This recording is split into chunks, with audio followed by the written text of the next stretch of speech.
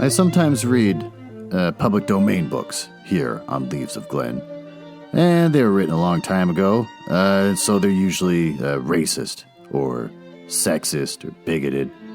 But in there somewhere and all that is a story, and that's why those stories are famous. Other times, I read works from independent authors, and they're delightfully not racist, but they might have adult language or adult situations. So that's your warning, but I'm sure you are grown up enough to handle it. Don't write to me complaining.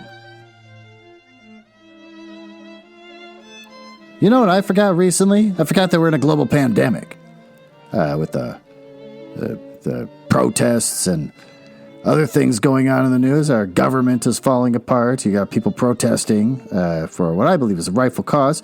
And then because of those protests, you start to see creepier news about who actually started the fires and who actually broke the windows to begin with to start the looting.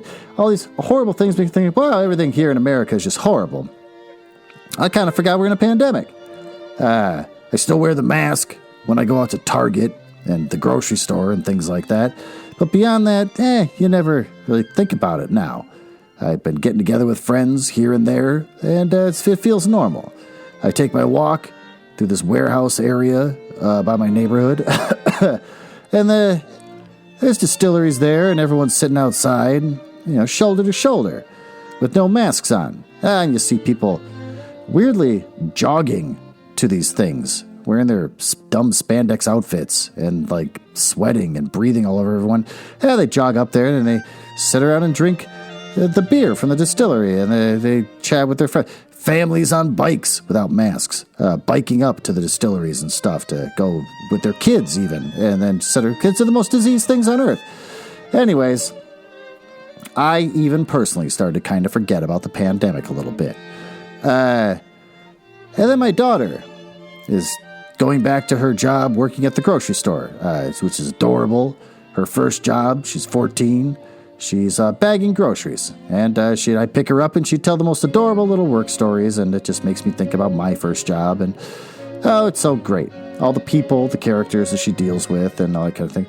But, what's different now is that people with disease are walking around, and she's going to spend 6 to 8 hours there, and it's going to get on her.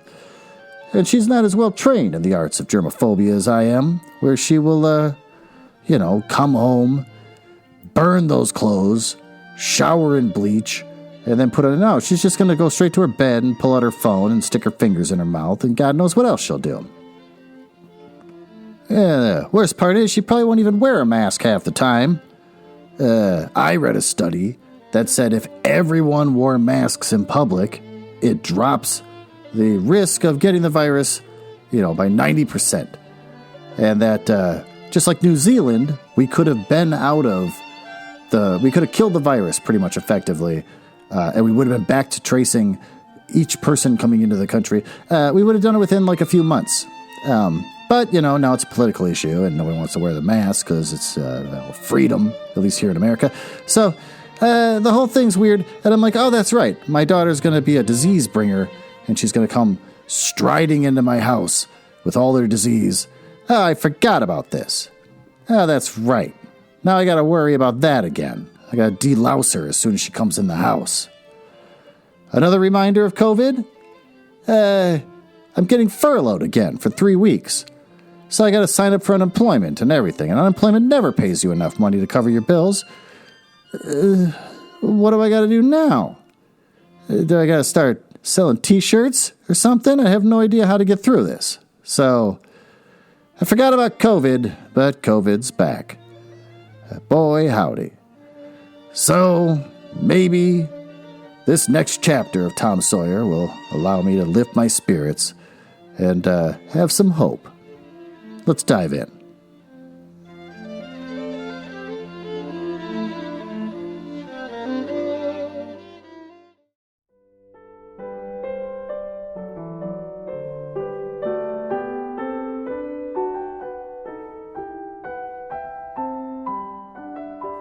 Well, as with the last episode, I'm not going to go over the history of the author because we already talked about it in the first chapter.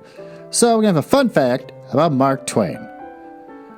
Jefferson Beauregard Clemens, which is not his real full name. He does have a full name that I forgot what it was, but his pen name is Mark Twain.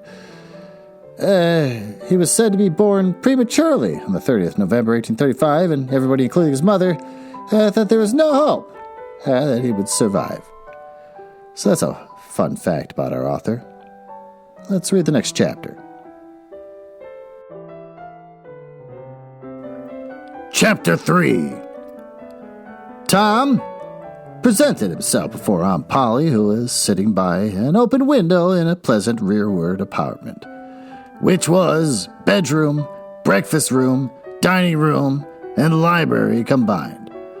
The balmy summer air and the restful quiet, the odor of the flowers, and the dowsing murmur of the bees had, that's always weird, their effect, and she was nodding over her knitting, for she had no company but the cat, and he was asleep in her lap. Her spectacles, were propped up on her gray head for safety. She had thought that, of course, Tom had deserted long ago, and she wondered at seeing him place himself in her power again in this intrepid way. He said, "Mayn't I go and play now, Aunt?" What, already? How much have you done?" "Oh, it's all done, Aunt." "Tom, don't lie to me. I can't bear it." "I ain't, Aunt. It's all done." Aunt Polly placed small trust in such evidence. She went out to see for herself, and she would have been content to find 20% of Tom's statement true. But when she found the entire fence was whitewashed, and not only whitewashed, but elaborately coated and recoated, and even a streak added to the ground, her astonishment was almost unspeakable. She said, "Well, I never. There's no getting around it. You can work when you got a mind to, Tom." And then she diluted the compliment by adding, "But it's a powerful seldom your mind to, I'm bound to say. Well, go along and play, but mind you get back sometime this week, or I'll tan you." She was so overcome by the splendor of his achievement that she took him to the closet and selected a choice apple and delivered it to him, along with improving a lecture upon the added value and flavor of a treat took to itself when it came without sin, through virtuous effort. And while she closed with a happy scriptural flourish, he hooked a donut. Then he skipped out and saw Sid just starting up the outside stairway that led to the back rooms to the second floor. Clods were handy and the air was full of them in a twinkling. They raged round Sid like a hailstorm, and before Aunt Polly could collect her surprised faculties and sally to the rescue, 6 or 7 clods had taken personal effect, and Tom was over the fence and gone. There was a gate, but as a general thing, he was too crowded for time to make use of it. His soul was at peace, now that he had settled with Sid for calling attention to his black thread and getting him in trouble. Tom skirted the block and came round to a muddy alley that led to the back of his aunt's cow stable. He presently got safely beyond the reach of the capture of punishment and hastened toward the public square of the village, where 2 military, in quotes, companies of boys had met for conflict. According to previous appointment, Tom was general of one of these armies, Joe Harper, and bosom friend, general of the other. These 2 great commanders did not consent to fight in person, but being better suited to the still smaller fry, but sat together on an eminence and conducted the field operations by orders delivered through aides de camp. Tom's army won a great victory after a long and hard-fought battle. Then the dead were counted, prisoners exchanged, terms of the next disagreement agreed upon, and the day for the necessary battle appointed, after which the armies fell into line and marched away. Tom turned homeward alone. As he was passing by the house where Jeff Thatcher lived, he saw a new girl in the garden, a lovely little blue-eyed creature with yellow hair plaited into 2 long tails, white summer frock and embroidered pantalettes. The fresh-crowned hero fell without firing a shot. A certain Amy Lawrence vanished out of his heart and left not even a memory of herself behind. He had thought he loved her to distraction. He had regarded his passion, his adoration, and behold, it was only a poor little effervescent partiality. He had been months winning her. He had confessed hardly a week ago. He had been the happiest and proudest boy in the world only 7 short days. And here, in one instant of time, she had gone out of his heart like a casual stranger whose visit is done. Oh, he worshipped this new angel with a furtive eye, till he saw that she had discovered him. And then he pretended he didn't know she was present and began to show off in all sorts of absurd boyish ways in order to win her admiration. He kept up this grotesque foolishness for some time. But by and by, while he was in the midst of some dangerous gymnastic performances, he glanced aside and saw the little girl was wending her way toward the house. Tom came up to the fence and leaned on it, grieving and hoping that she would tarry yet a while longer. She halted a moment on the steps and then moved toward the door.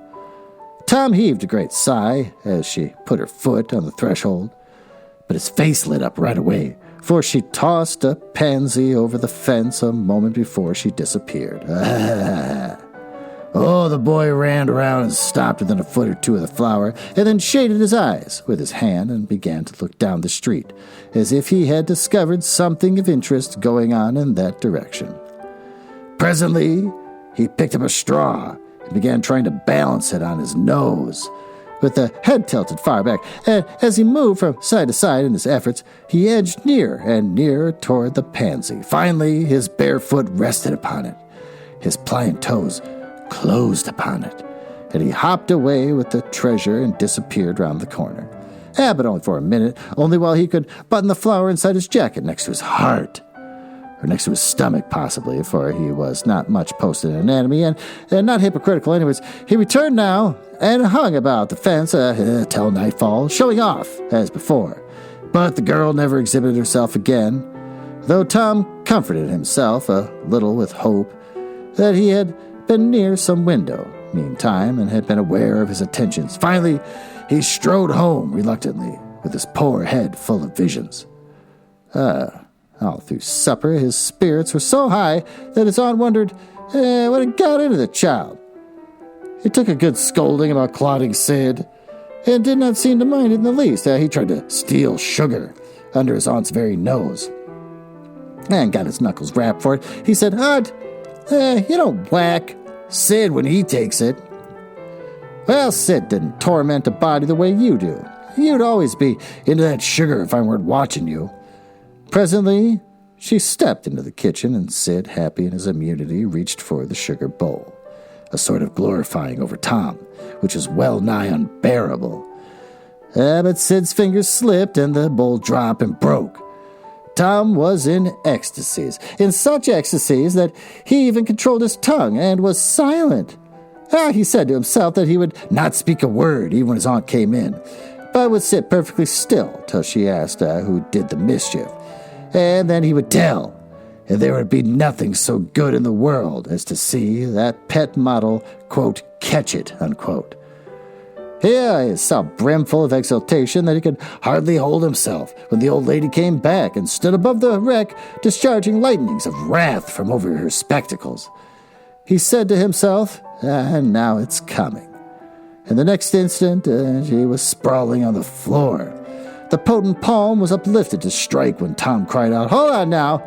What are you belting me for? Sid broke it." Aunt Polly paused, perplexed. Tom looked for healing pity. When she got her tongue again, she only said, "Umph. Well, if you didn't get a lick amiss, I reckon you've been into some other audacious mischief when I wasn't around, like enough." Then her conscience reproached her, and she yearned to say something kind and loving. But she judged that this would be construed into a confession that she had been in the wrong, and discipline forbade that, so she kept silence and went about her affairs with a troubled heart. Tom sulked in a corner and exalted his woes. He knew that in her heart his aunt was on her knees to him, and he was morosely gratified by the consciousness of it. He would hang out no signals. He would take notice of none. He knew that a yearning glance fell upon him now and then through a film of tears, but he refused recognition of it. He pictured himself lying, sickened to death, and his aunt bending over him, beseeching one little forgiving word, but he would turn his face to the wall and die with that word unsaid. Ah, how would she feel then? And he pictured himself brought home from the river dead with his curls all wet and his sore heart at rest. How she would throw herself upon him, and how her tears would fall like rain, and her lips, pray God to give back her boy, and she would never, never abuse him any more. But he would lie there cold and white and make no sign, a poor little sufferer whose griefs were at an end. So he so worked upon his feelings with the pathos of these dreams that he had to keep swallowing, or he was likely to choke. And his eyes swam in a blur of water which overflowed when he winked, and ran down and tickled the end of his nose. And such luxury to him was this petting of sorrows, that he could not bear to have any worldly cheeriness or any grating delight intrude upon it. It was too sacred for such contact, and so presently, when his cousin Mary danced in, all live with joy of seeing home again after an age-long visit of 1 week to the country, he got up and moved in clouds at darkness out of one door as she brought song and sunshine in at the other. I wandered far from the accustomed haunts of boys, and saw desolate places that were in harmony with his spirit. A log raft in the river invited him, and he seated himself upon its outer edge and contemplated the dreary vastness of the stream, wishing, the while, that he could only be drowned all at once and unconsciously without undergoing the uncomfortable routine devised by nature. Then he thought of his flower. He got it out, rumpled and wilted. It mightily increased its dismal felicity. He wondered if she would pity him if she knew.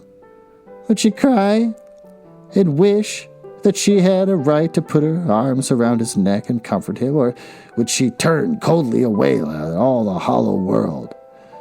This picture brought such an agony of pleasurable suffering that he worked it over and over again in his mind, and set it in varied lights, till he tore at it threadbare. At last he rose up sighing and departed into the darkness. About 9:30 or 10 o'clock, he came along the deserted street to where the adored unknown lived. He paused a moment. No sound fell upon his listening ear. A candle was cast a dull glow upon the curtain of a second-story window. Was the sacred presence there? He climbed the fence, threaded his stealthy way through the plants till he stood under the window, and he looked up at it long and with emotion.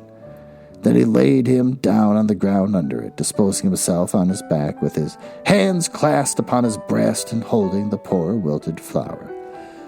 And thus he would die, out in the cold world with no shelter over his homeless head, no friendly hand to wipe the death damps from his brow, no loving face to bend pityingly over him when the great agony came, and thus she would see him when she looked out upon the glad morning, and would she drop one little tear upon his poor lifeless form? Would she heave one little sigh to see a bright young life so rudely blighted, so untimely cut down?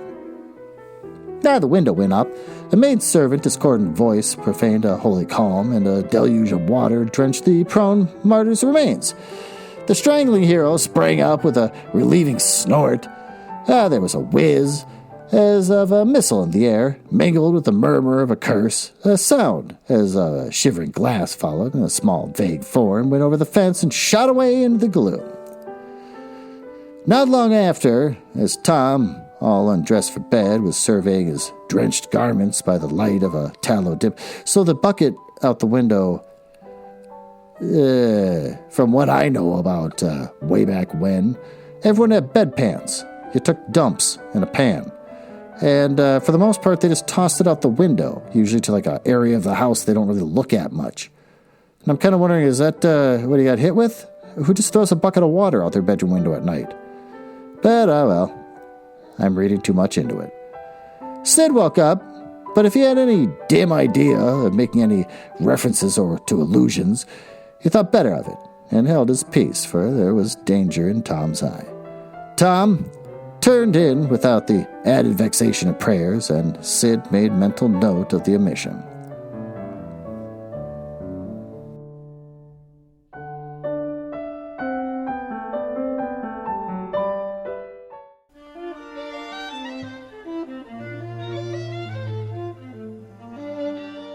Well, the upside about Mark Twain is that the guy writes short chapters, which I love. Compared to sunshine sketches of a little town, man, those chapters went on forever. They'd be like an hour and a half. As I'm sitting there reading and trying to be all excitable while I'm reading, in the back of my head I'm thinking, oh my God, this is not ending. When does this end? Same with the picture of Dorian Gray. Oh, God, those chapters went on forever. But this, nice short little punchy chapters. If anyone would ever ask me what I think of the great American writer Mark Twain, as so many people have gone over his works and have studied them and their importance in American literature, if they ask me, I just say, oh, they're great little punchy chapters. Just real fun and short. Little snippets. I love it. How do I tie this in with COVID from what I was talking about before? I can't really. I mean, I guess he's wishing for death. So maybe I should stop thinking of COVID as being a scary thing or a highly inconvenient thing with the furloughs. Maybe I should think of it as an opportunity for me to fake my own death just to see who cares. I mean, my kids would care because they wouldn't be able to come over here anymore and eat my food. There wouldn't be any food in the fridge. I imagine my dad would care, maybe my sister and brother-in-law. I don't know. I should really map this out. Now that I'm thinking about it, I should fake my own death to see who shows up at my funeral. Which I'll bet you anything is going to be the next chapter. He's going to probably wind up faking his own death. I think that's one of the parts of the story, is that he fakes his own death just to watch everyone in the church wail and complain about it. Well, anyways, this entire episode's been dark and horrible, but thanks for listening, and I hope you tune in next week to listen to Chapter 4 of The Adventures of Tom Sawyer.